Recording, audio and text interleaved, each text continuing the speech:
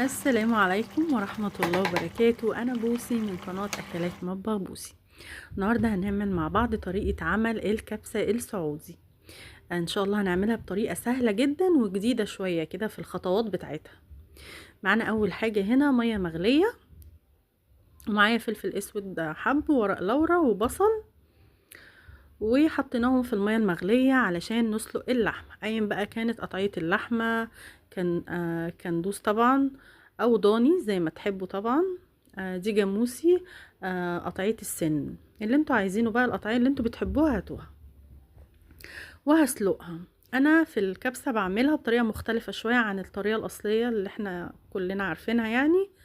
بسلق اللحمة الأول لوحدها من غير أي توابل إلا فلفل أسود وبصل بس، وورق لورا، علشان كده انكه طعم اللحمه اللي هو السليق العادي جدا، اكني هطبخ عادي جدا.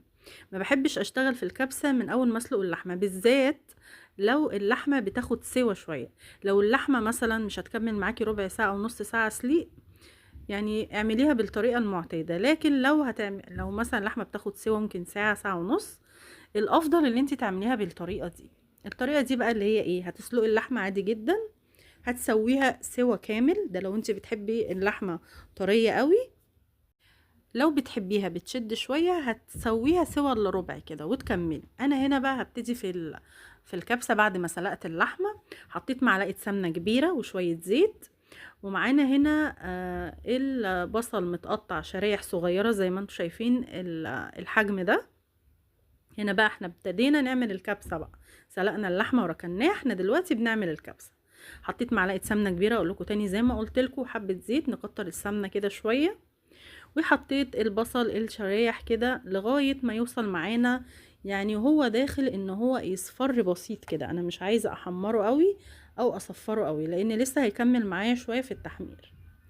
بعد بقى ما يعني دبل معايا كده ودخل في الصفار شويه، هاخد بقى اللحمه من الشوربه وهنزلها على البصل زي ما انتوا شايفين كده.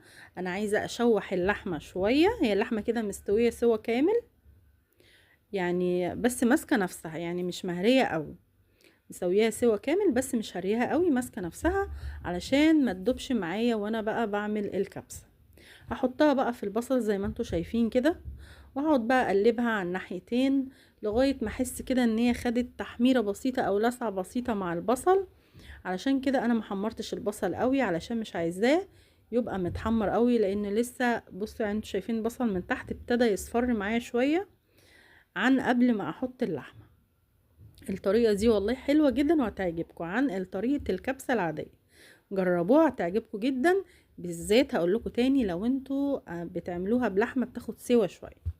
بعد بقى ما اللحمه كده اتلسعت معايا شويه او خدت لون شويه، هجيب بقى التوابل اللي هحطها معايا هنا. دي بهارات كبسة جايباها من العطار، ومعايا عود من القرفة وفلفل اسود ورق لورا وسكر والليمو او الليمون المجفف. توابل الكبسة دي بتتباع عند اي عطار، بتجيبي منه مثلا ب10 جنيه ب15 جنيه، باي مبلغ انت عايزاه، بتتباع عنده سايبة. بس يعني عند العطارين كلها بيبقوا زي بعض، او لو في شركة معينة انت ممكن تعرفيها بتاعة التوابل ممكن تجيبيها، بس بجد بتبقى حلوة جدا. اهم حاجة في الكبسة التوابل بتاعتها. هقول تاني، حاطة معلقتين صغيرين من توابل الكبسة، ومعلقة صغيرة من الفلفل الاسود، معلقة ممسوحة من الفلفل الاسود، ونص معلقة صغيرة من السكر، وحاطة قرنفل، وحاطة ورق لورا 2 أو 3، وحاطة عود قرفة واحد بس. وطبعا الملح هنظبطه في الاخر، وحطينا قرن فلفل كده زي ما انتم شايفين سبايسي، مش حابين زي ما تحبوا، بس هو كده كده مقفول. ومعايا جزرايه مبشوره، ومعايا طماطمية متقطعة قطع. كل ده بقى هقلبه في قلب آه ال اللحمة كده، وفي قلب البصل. عايزة ده كله يتكرمل معايا علشان يطلع لي النكهة بتاعت ده كله. ان شاء الله اكتب لكم التوابل على اليوتيوب في صندوق الوصف، او في اول تعليق على الفيسبوك لو انت بتتابعيني هنا او هنا. بعد كده حطيت الملح زي ما انتوا شايفين، وهبتدي برضو اقلب كده بالراحة خالص ومعليش النار قوي. كل الطعم ده هو اللي هيظهر لي طعم الرز. وطبعا معانا رز بسمتي. رز البسمتي نجيبه من النوع الحلو يا جماعة، بلاش نسترخص فيه شوية. وانا بنقعه يعني ما بكملش نص الساعة كمان، في ناس بتنقعه ساعة ساعتين، الخلاجي طبعا في بينقعوه اكتر من كده. كل ما الرز البسمتي بيتنقع اكتر كل ما الحباية بتاعته بتطول كده وبتطرى.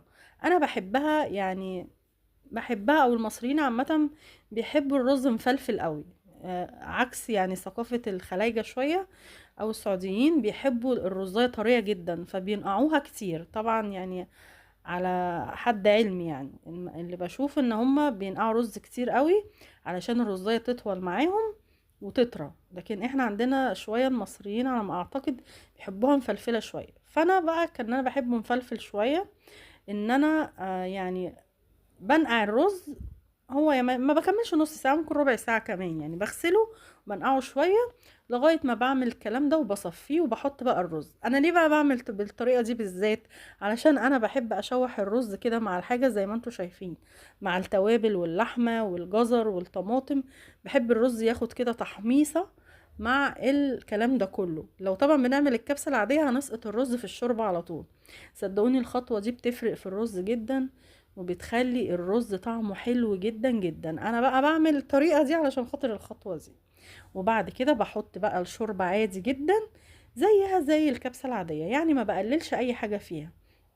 عارفة انت ما تبقي رايحة مشوار واحد، في حد يروح بالعربية وحد بيروح بالقطر، في الاخر انت بتروحي المشوار، بس بقى حسب كل واحد بيحب يروح المشوار ازاي. ملكوش دعوة باللي انا قلته ده يعني، اي كلام. المهم زي ما انتوا شايفين بقى ظبطنا كده الشوربة. طبعا الشوربة يعني ايه، انا عشان نقعت الرز فقللت كمية الشوربة شوية، عشان انا برضو بحب الرز يبقى مفلفل شوية، مش عايزاه طري قوي. يعني حوالي، هو الرز البسمتي بيبقى عكس الرز المصري. الرز المصري بيبقى كوباية وربع من المية او الشوربة على كل كوباية رز. الرز البسمتي بيبقى كوباية ونص مية على كوباية الرز. انا خليتها وربع زي الرز المصري عشان انا نقعاه. لو مش هتنقعي الرز خليها كوباية ونص عشان ما يبقاش ناشف قوي معاكي. اوكي الكلام كده مظبوط. بعد بقى ما حطينا الشوربة، طبعا تكون سخنة الشوربة زي ما انتوا شايفين بقى. دي بقى الشغل ده كله بتاع توابل الكبسة. بجد توابل الكبسة حلوة جدا. انا كنت الاول بقعد بحط توابل كتيرة ومش عارفة ايه، لكن توابل الكبسة بيبقوا هم مظبطينها بمعايير معينة. فبتبقى مظبوطة معاكي قوي. والحبهان بقى فيها حبهان وفيها قرنفل، فيها كل حاجة بصراحة. هنا بقى بعد ما ابتدى يتشرب معايا الرز البسمتي بيقعد شوية عن الرز المصري عقبال ما يتشرب. زي ما انتوا شايفين بقى هنقعد نقلب كده لغاية ما نحس ان هو ابتدى يتشرب معانا. جايبه لكم خطوة خطوة. هنا بقى اما يبتدي تشوفيه تلاقيه بقى مي كده شوية، هتبتدي توطي بقى عليه كده، توطي على الرز، تخلي فيه مية شوية، ما تخلوش يتشرب قوي عشان الرز كده يبقى ناجح معاكي ويبقى مفرط معاكي وحلو. شايفين هنا انا موطيه خالص، يكاد يكون النار مش باينه اصلا يعني. توطي خالص وتغطي بقى، ما تعريش الا على الاقل بعد ربع ساعه بقى، عشان البخار ده هو اللي بيسوي الرز.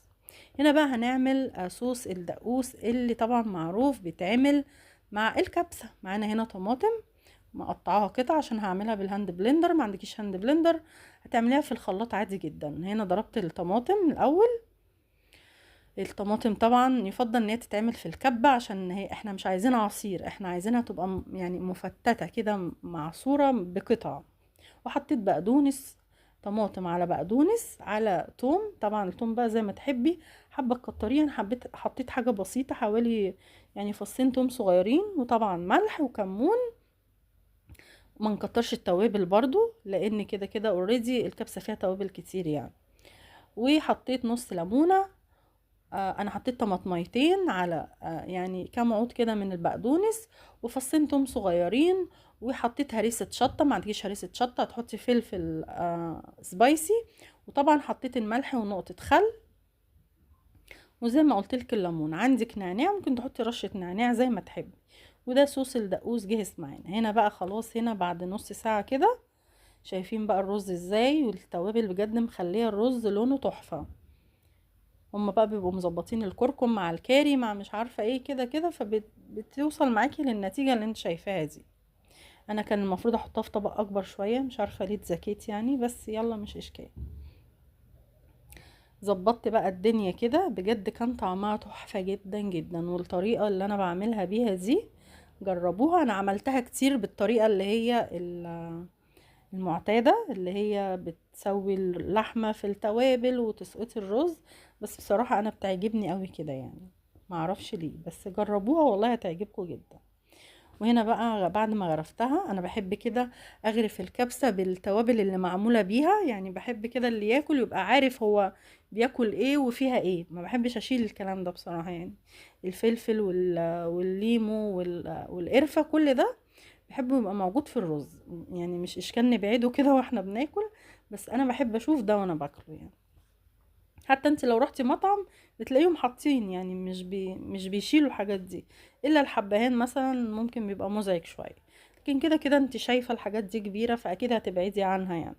وهنا معانا صوص الدقوس حلو جدا وسهل جدا. شايفين بقى اللحمه طريه ما شاء الله، كانت حلوه جدا. جربوا الطريقه دي هتعجبكم. وطبعا اهم حاجه ما تنسوش اللايك والاشتراك. والسلام عليكم ورحمه الله وبركاته.